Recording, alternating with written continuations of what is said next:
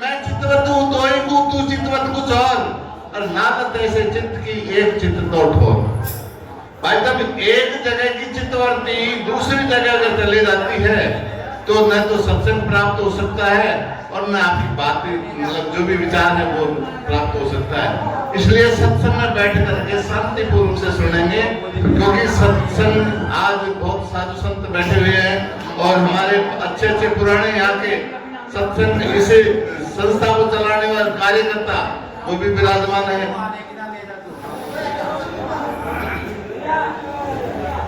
लेकिन खेद इस बात का है कि इतने कहने के बावजूद भी हमारा सत्संग में कोई अनुशासन नहीं है, और जब तक अनुशासन नहीं है, मैंने देखा बड़े बड़े राधा स्वामी बड़े बड़े इतने सत्संग होते जिसमें कोई शोर गुल्ला नहीं होता, शांत वातावरण से सुनते कि काय का क्या कर रहे हैं आप लोग। अरे जब पशु को भी क्या नाम उसको एक इशारा से अगर इशारा दिया जाता है तो वो भी एक क्या नाम से शांत से खड़ा हो जाता है। ये आप तो मानुष है, इसलिए कहा कि मानुष हो के नाम हुआ मुआ सोडा में ढोर और एक जीव ठोर लगा भया स्वाति को। अरे मानुष तो हुआ लेकिन पशु की समानता। अब इस पशुता को छोड़ने के लिए नंद साहिब ने कहा है, क्योंकि दया सत्य धीरज शील विचारा पांचों गुण मानुष के सारा। आप जब तक ये जो दया का भाव, शीलता का भाव, सत्य का भाव, विचार का जब तक आपको ये ग्रहण नहीं करेंगे तब तक ये काम क्रोध मद लोभ अहंकार ये आपको परेशान करते रहेंगे। राम उसी में क्या नाम से डूब के लगाते मरते रहेंगे, इसी में चलते रहेंगे। इनसे बचने के लिए ये महान पुरुष जो आए हैं, महान जो साधु संत विराजमान है, बड़े बड़े हमारे ऐसे श्रोमणी संत पैदा हुए जिन्होंने अपना शरीर त्याग दिया और उस शरीर त्यागने के बाद भी क्या नाम से इस मानवता को जगाने का कार्य किया। आज जिस आश्रम पे सत्संग का आयोजन किया जा रहा है, संत साहिब हुए, परमार्थ साहिब हुए, अच्छे मेरा नाम से प्रसिद्ध लाल साहिब जी हैं, अमल साहिब जी है, कमल साहिब जी हैं और मगन साहिब, ये ऐसे ऐसे महान संत इसमें आश्रम पाए, उन्होंने इस मानवता को जगाने का कार्य किया। लेकिन मैं निवेदन करना चाहता हूँ, मैं भी आपके बीच में कई दोस्त 2 या 3 4 बार आ चुका, लेकिन मैंने जो देखा आज हमारा मानव प्राणी जितनी मेहनत करता है वो कोई भी और समाज मेहनत नहीं करती है, और मेहनत करने के बावजूद भी पीछे को जा रही है। अब पीछे क्यों जा रही है? उसका एक ही कारण है कि उनकी खान पान में शुद्धता नहीं है, और जब तक खान पान शुद्धता नहीं होगी तब तक हमारा समाज आगे नहीं बढ़ सकता। और इस मानव समाज को आगे बढ़ाने के लिए सत्संग तो सबसे पहला एक ही श्रेय जाता है कि उनकी सबसे पहले बैठने से पहले, सत्संग में जाने से पहले अपना विचार शुद्ध विचार हो, शुद्ध खाना हो, शुद्ध बोलना हो और शुद्ध बैठना हो।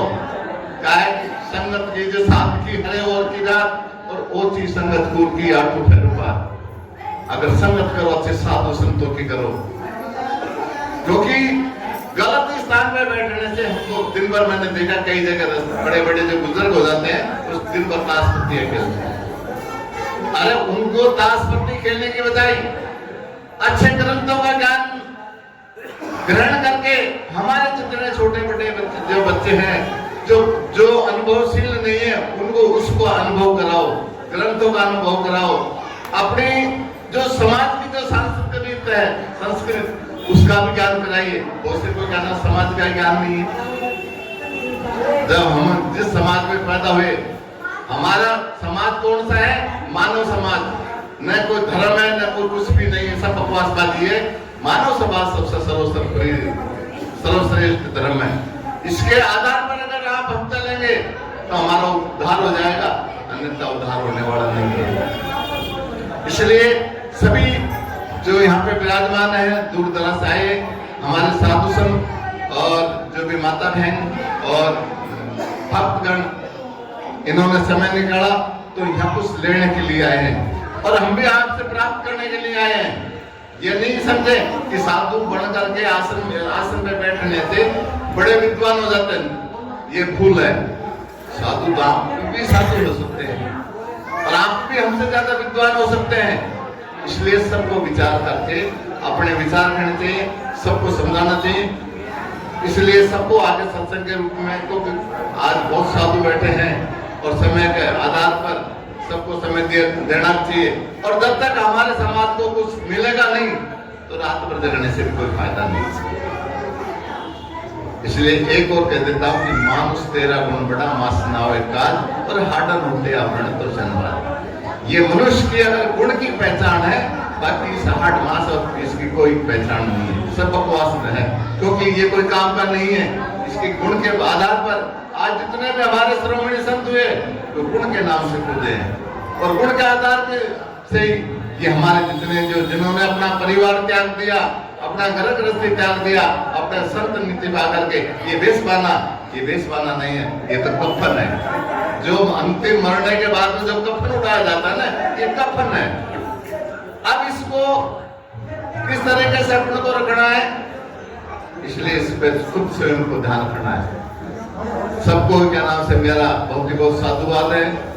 हम आप लोगों ने हमको याद किया और सबसे बड़ा श्रेय सत्यन साहिब का रहा कि हम शिवपुर मध्य प्रदेश से दल करके यहाँ आपके बीच में पधारे और पधार करके आप महान पुरुषों के दर्शन किए और आपके बीच में बैठ करके हमने दो सब बोलने का विचार है।